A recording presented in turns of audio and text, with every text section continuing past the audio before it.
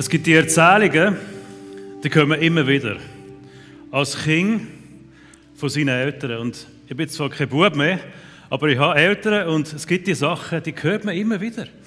Und nicht alles würde ich hier erzählen, aber so ein kleines Müsterchen von etwas, das ich immer wieder höre, möchte ich mit euch teilen. Und zwar ist es offenbar immer dann, ich bin etwa so gross gewesen, nehme ich an, wenn wir so Richtung Strasse gegangen sind, ein bisschen heikel geworden. Und meine Eltern haben immer speziell müssen aufpassen.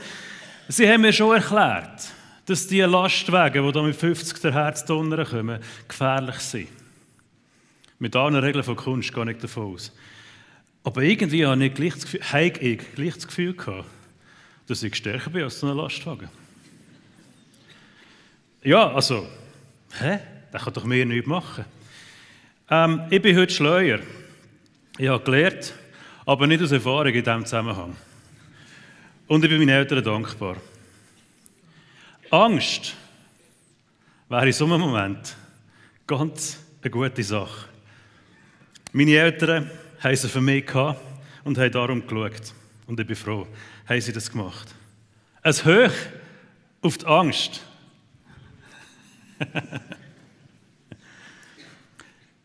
Ja, ich meine, die Angst ist ein Geschenk von Gott. Weil es ist eine Emotion, die wir wahrnehmen dürfen. Nur schon darum muss sie gefeiert werden. Die Angst kann uns hindern, und ich bin ziemlich sicher, ich bin nicht der Einzige, der das so erfährt, Dummheiten zu machen. Sachen zu machen, die wir uns selber oder andere kaputt machen dabei. Die Realität besser einzuschätzen, wo Gefahr droht.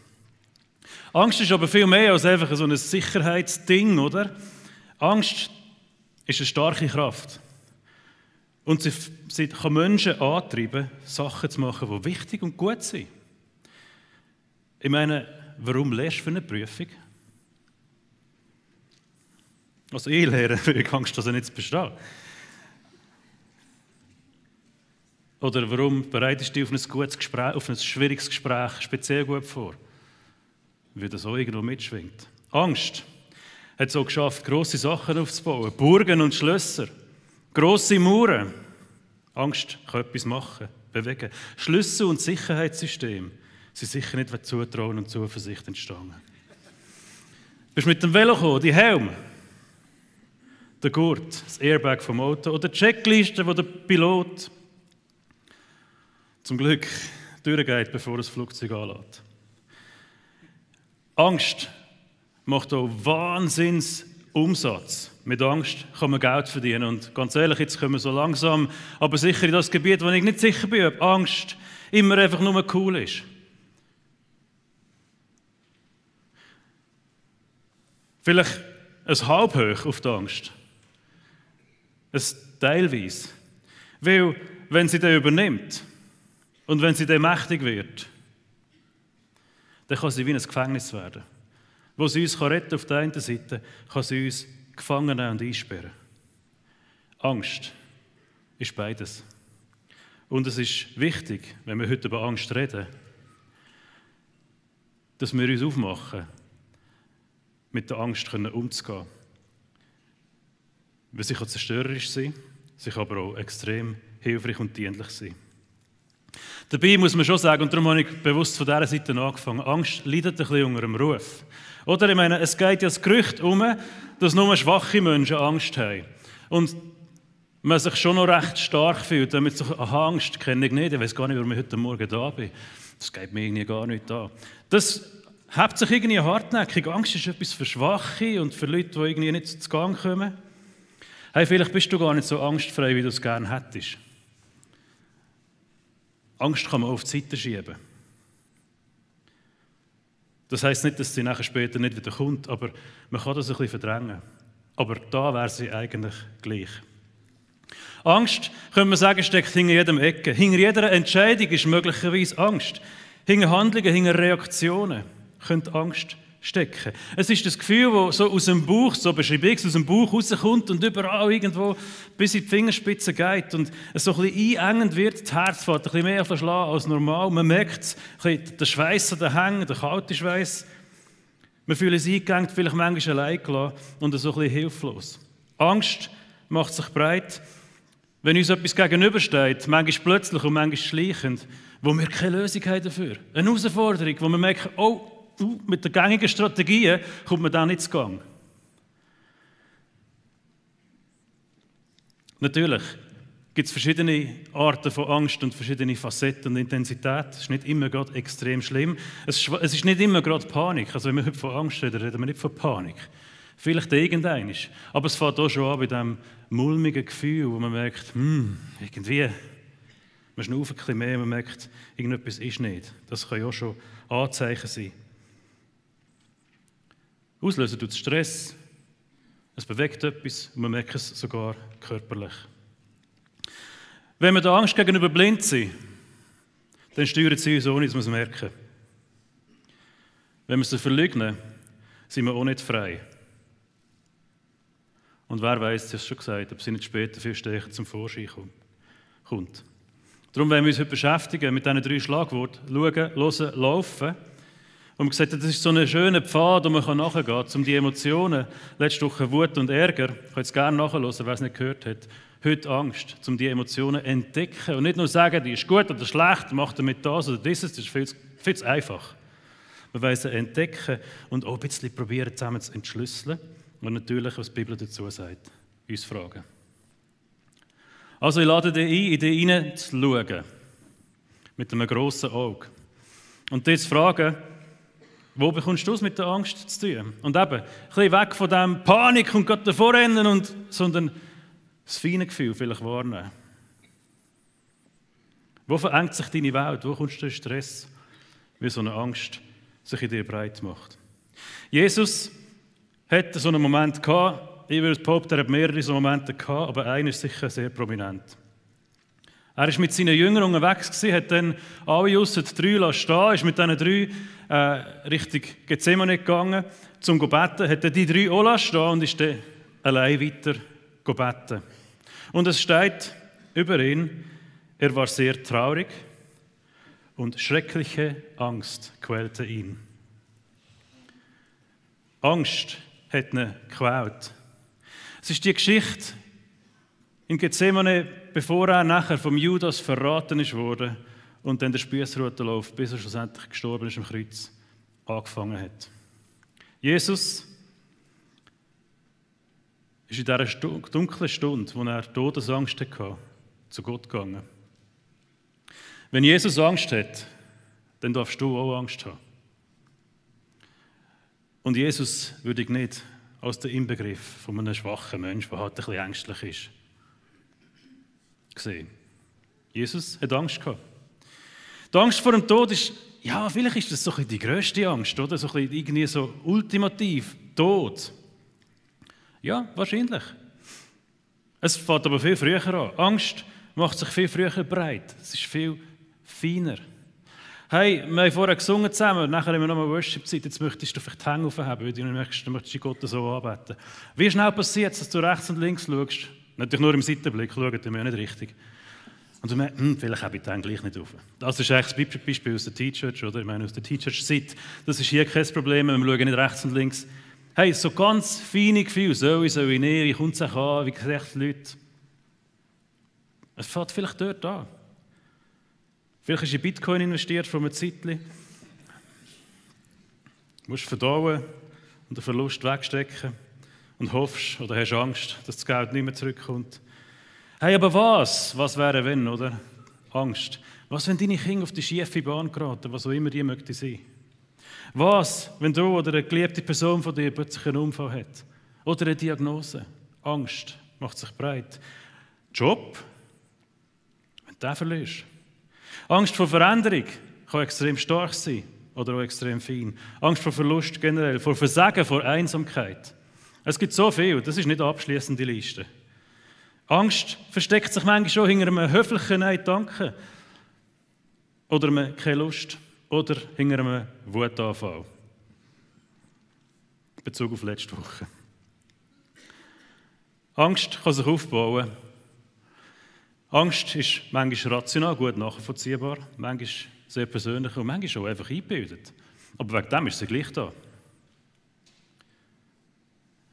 Egal, um welche Form oder Intensität vor Angst es sich handelt, ich glaube, es lohnt sich, das wahrzunehmen. Und vielleicht auch mal ein bisschen zugeben, mal, ich habe Angst. Kannst du es einfach mal dir selber zugeben, oder das hilft manchmal schon. Weil es ist eigentlich der erste Schritt, um nachher etwas damit anzufangen.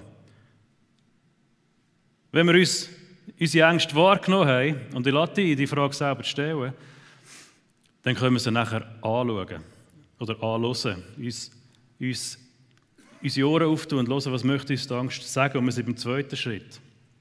Was möchte mir die Angst sagen? Wir kennen ja so Sprüche wie, Angst ist ein schlechter Ratgeber, oder? Oder Angst ist nie von Gott. Und manchmal sind die nicht so hilfreich, weil es hilft uns dann, die Angst einfach auf die Seite zu schieben, geht mir nichts an.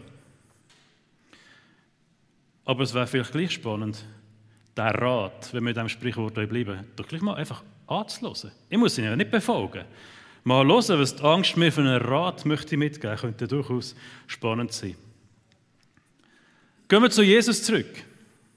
Hey, seine Angst war recht gut erklärbar. Ich meine, kurz vorher hockt er am letzten Abend mal mit seinen Jüngern, oder? Und erklärt ihnen, ja, er werde jetzt verraten werden von einem von dieser Runde und er wird sterben.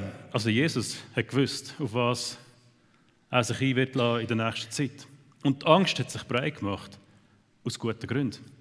Und man könnte sagen, die Angst hat ihm gesagt, Achtung Jesus, wenn du so weitermachst, dann stirbst du. Hey, ja, und die Angst hat recht gehabt. Ich finde, es ist nicht so ein schlechter Rat, den die Angst hier gegeben hat. Jesus hat nachher einen Umgang gefunden damit. Aber was die Angst ihm wollte sagen, ja, wir können es nachlesen. Wovor möchte die Angst vielleicht dich warnen? Oder dein Hirn oder deine Wahrnehmung wittert etwas, da kommt etwas, das könnte potenziell oder effektiv eine Bedrohung sein, wo du vielleicht keine Lösung gerade hast. Und es muss auch da wieder nicht immer um Leben und Leben gehen. Vielleicht hast du Angst vor einem schlechten Dastehen oder vor einem Versagen. Wohlstandsverlust, Bitcoin. Vielleicht hast du Angst, ertappt zu werden bei etwas, wo du lieber für dich behalten willst. Du fragst dich genügend der Anforderungen. Du fragst dich, geht es so mit dem Neuen, das bedrohlich ist, mir immer noch gut? Und so weiter. Von was möchte ich deine Angst warnen? Auf was möchte sie dich herweisen? Ich glaube, es hilft, wenn wir das probieren herauszufinden. Weil dann können wir erst einen Umgang finden, wenn wir sie so einigermaßen verstanden haben. Wir gehen zum Laufen, um damit umzugehen. Und ich muss ehrlich sagen, das ist ihnen noch cool eingerichtet. Viele Ängste verziehen sich fast ein bisschen von selber. Wir haben ja den Verstand. Viele von uns haben den Verstand. Und viele von uns brauchen den auch. Und der Verstand funktioniert noch recht gut, wenn es so auf einem gewissen Niveau ist. Oder? Letztens habe ich meinen Velohelm vergessen. Der schützt mich ja, oder?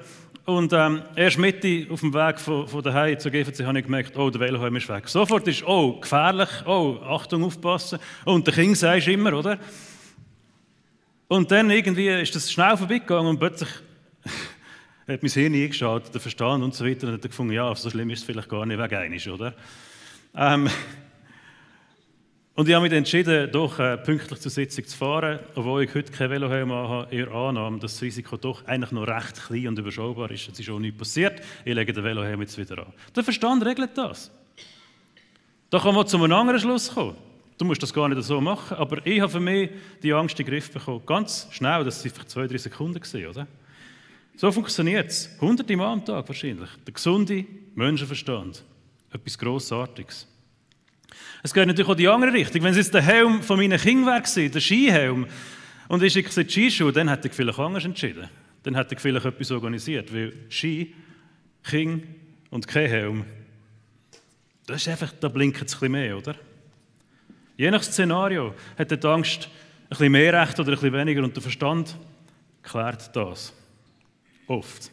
Aber dann gibt es die Ängste, die übersteuern einfach. Ob sie berechtigt sind oder nicht, das ist noch gar nicht die Frage. Sie übersteuern den Verstand. Sie nehmen uns ein, sie lassen uns nicht mehr los. Und dann ist aber das Sprichwort schon nicht schlecht. dass Angst kein guter Ratgeber ist. Weil der einzige Rat, den dir die Angst dann gibt, ist, wie kannst du die Angst lindern? Aber nicht unbedingt, wie kannst du die richtige Entscheidung treffen. Es hat dann nur noch ein Ziel. Wir sind ganz auf das ausgerichtet, die Angst möglichst schnell verschwinden zu lassen. Dabei müssten wir ja das Richtige machen. Und das Richtige ist manchmal vielleicht, trotz der Angst, etwas zu machen. Wir schauen nochmal zu Jesus in Gethsemane. Er ist zu Gott gegangen. Er hat den Jüngern gesagt, meine Seele ist zu Tode betrübt, bleibt hier und wacht mit mir. Er ging noch ein bisschen weiter, sank zu Boden und betete, mein Vater, wenn es möglich ist, lass den Kelch des Leidens an mir vorbeigehen. Doch ich will deinen Willen tun, nicht meinen. Am liebsten die Angst weg, aber vielleicht gibt es etwas anderes, was wichtig ist. Jesus geht mit seiner Angst zum Vater, er klagt es ihm, er ist ehrlich. Und ja, er bekommt keine Linderung in der Sache. Wir kennen die Geschichte. Der Vater hat es ihm nicht abgenommen. Aber irgendetwas ist passiert. Irgendetwas hat Jesus bekommen. Irgendetwas hat Jesus beim Vater erlebt, empfangen, wo er plötzlich ein anderer Mensch war. Natürlich im übertragenen Sinne, er war immer noch Jesus. Aber er ist ängstlich rein und rausgekommen. Ist er irgendwie zuversichtlich, mit viel Würde. Er hat seine Gegner sogar noch barmherzig behandelt und er das Ohr wieder angebettet hat. Er war ein anderer. Er ist seinen Henker gegenüber sogar korrekt auftreten. Der Frieden, den Jesus hier hatte. Im Kontrast zu dieser Angst, die er vorher hatte. Irgendetwas hat ihm der Vater gegeben.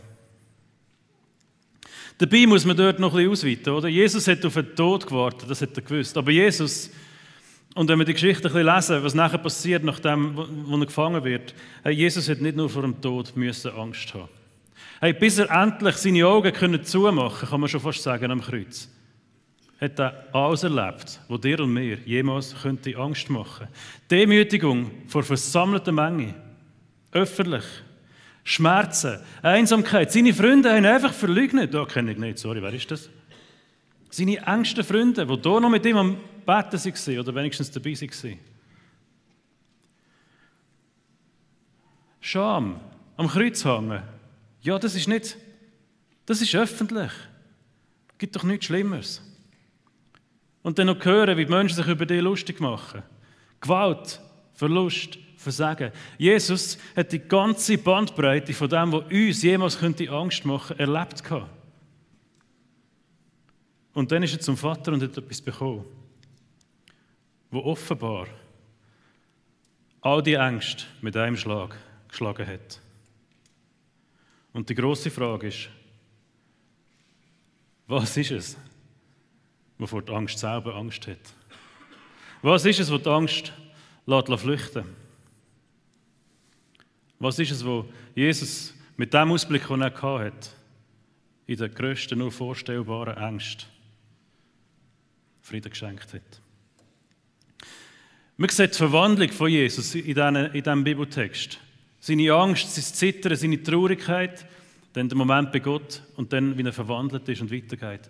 Was aber Gott ihm sagt und gibt, sehen wir nicht. Wir lesen es auch nicht. Für diese Geschichte bleibt es ein kleines Mysterium. Aber wir können auch in der anderen Bibel nachlesen. Und es ist so, wir haben jetzt auf die 3 Jünger, die 3 Helden, die mit ihm waren, noch nicht so mega Bezug genommen. Es ist ja so, dass er 3 Freunde bei sich hatte, Petrus, Jakobus und Johannes. Ihnen hat er gesagt, wartet hier, geh beten. Und sie sind ja eingeschlafen. Und darum haben sie nicht eine mega relevante Rolle gehabt, könnte man sagen, oder? 3 Mal. Aber offenbar hat der Johannes, die anderen wahrscheinlich auch, vom Johannes können wir es lesen, auch ein bisschen aufgepasst. Weil der Johannes, ihm wird der erste Johannesbrief zugeschrieben. Und obwohl er die Szene verschlafen hat, beschreibt er dort, was passiert, wenn die Angst verschwindet. Was muss passieren, damit die Angst verschwindet? Und das ist echt cool, weil Johannes war Zeuge gewesen, dort, wo Jesus das erlebt hat, und schreibt nachher in seinem Brief, was das war. Er schreibt, wo die Liebe regiert, hat die Angst keinen Platz. Gottes vollkommene Liebe vertreibt jede Angst. Liebe ist es, was die Angst besiegt. Die vollkommene Liebe, die Gott geben kann, nur Gott kann geben, die ist es, was die Angst besiegt. Jesus sucht in Gethsemane den Vater, die Gemeinschaft mit dem Vater, mit dem liebenden Vater. Und diese Liebe, das Wunder von dieser Liebe ist es, wo Jesus umkehrt. Wo Jesus die Angst nimmt und Frieden schenkt. Und Johannes führt weiter aus, der tiefste Grund für unsere Zuversicht liegt in Gottes Liebe zu uns. Wir lieben, weil er uns zuerst geliebt hat. Grund für unsere Zuversicht ist Gottes Liebe zu uns. Der Grund, warum Jesus aufrecht hat können in die schlimmste Phase von seinem Leben laufen, ist die Liebe von Gott. An dieser Stelle möchte ich kurz etwas vorlesen aus einem Buch, nicht aus einem christlichen Buch, sondern von einem Wissenschaftler, Gerald Hüther, der über die Biologie der Angst geschrieben hat. Er ist Hirnforscher und hat probiert, so ein bisschen zu fassen, was Angst mit uns macht und wie man es lindern kann und so weiter. Und er schreibt, wie heißt dieses Gefühl, das so stark ist, dass es die Angst besiegt? Das so stark werden kann, dass es Menschen sogar ihre größte Angst, die vor dem Tod, vergessen und singend ihre letzten Schritte gehen ließ, bevor sie von ihren Peinigern auf den Scheiterhaufen geworfen oder ans Kreuz genagelt worden sind. Was ist es, wo die Angst besiegt hat?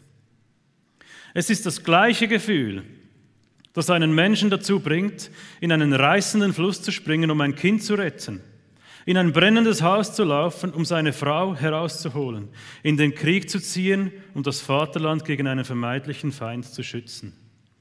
Weshalb haben wir keinen passenden Namen für dieses starke Gefühl? Wir ahnen, wie dieses Gefühl heißen könnte, das die Angst besiegt. Es ist die Liebe.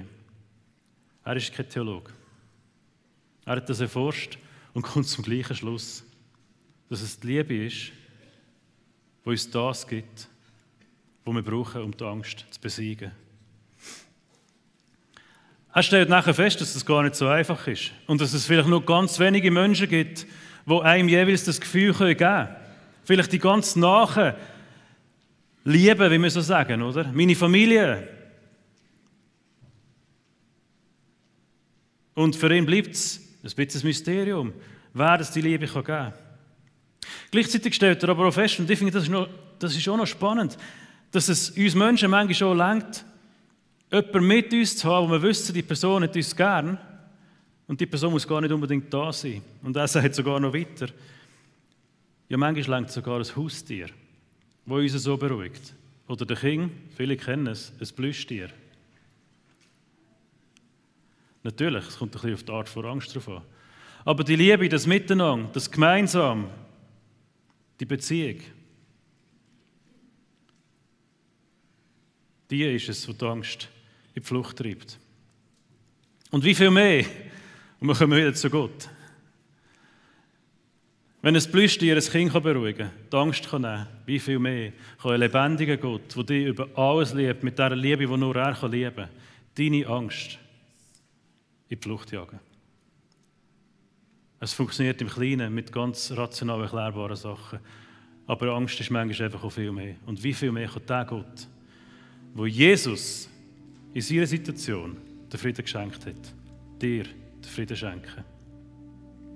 Und es steht nicht ohne Grund in der Bibel so oft, fürchte dich nicht.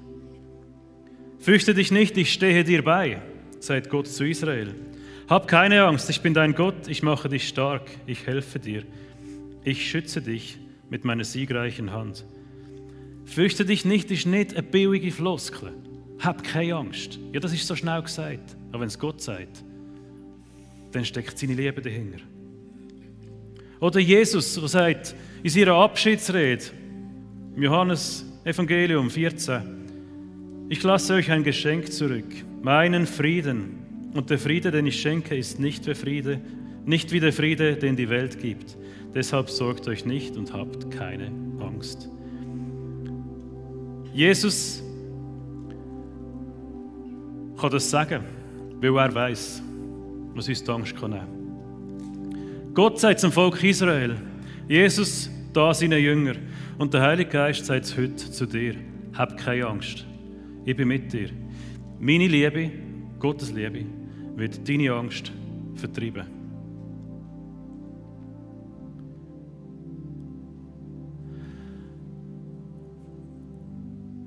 Die Zusage, die hält durch die ganze Bibel immer wieder.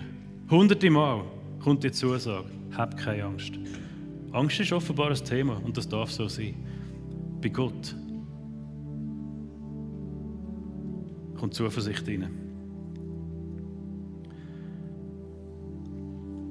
Manchmal kann man sich nicht einfach gegen die Angst entscheiden. Manchmal ist es ein bisschen schwieriger und manchmal hilft es dir auch nicht, wenn ein Kollege einfach sagt, ja, hab keine Angst. Und dann ist es wichtig, wenn wir wissen, woher die Liebe kommt. Selbst von einem guten Freund und nicht einfach, wenn Gott mit uns redet. Oder? Manchmal sind wir ja zusammen unterwegs und stehen an bei. Und da steht, wir lieben, weil er uns zuerst geliebt hat. Also das ist etwas, was du empfängst und kannst weitergeben. Und erst dann kannst du es weitergeben. Und du kannst dich fragen, wo habe ich Mitmenschen, die meine Liebe oder Gottes Liebe, die ich empfangen habe, von mir müssten erfahren. Wo kannst du Menschen begleiten? Wo kannst du Menschen diese Liebe weitergeben? Wo kannst du mit ihnen sein?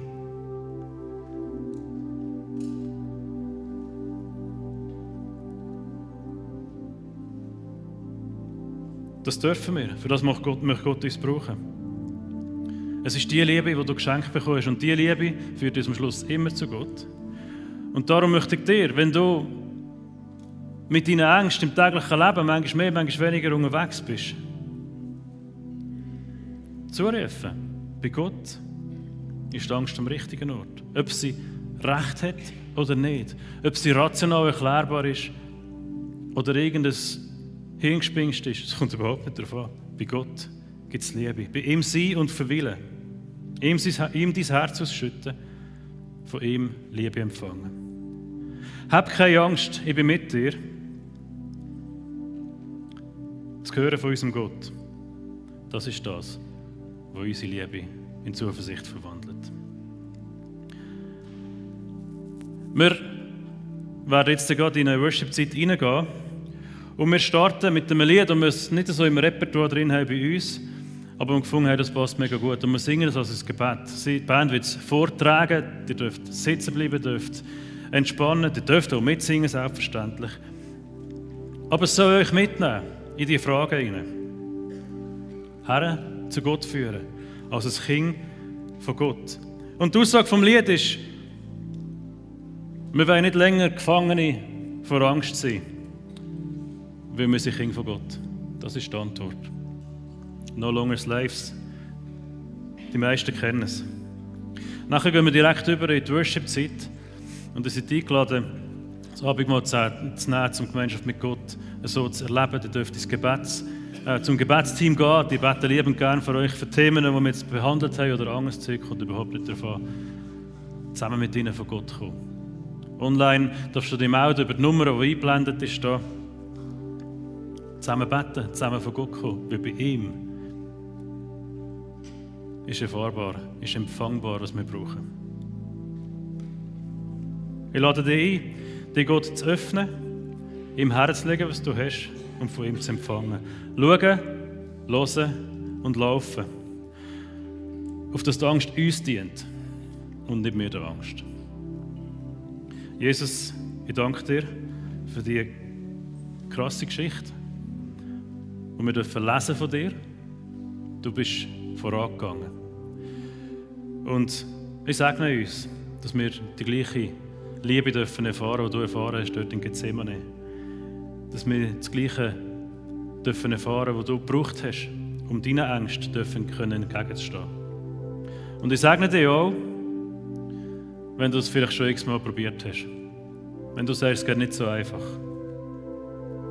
dass du es wieder probieren darfst. Und ich bitte dich, Jesus, dass du uns begegnest. Amen.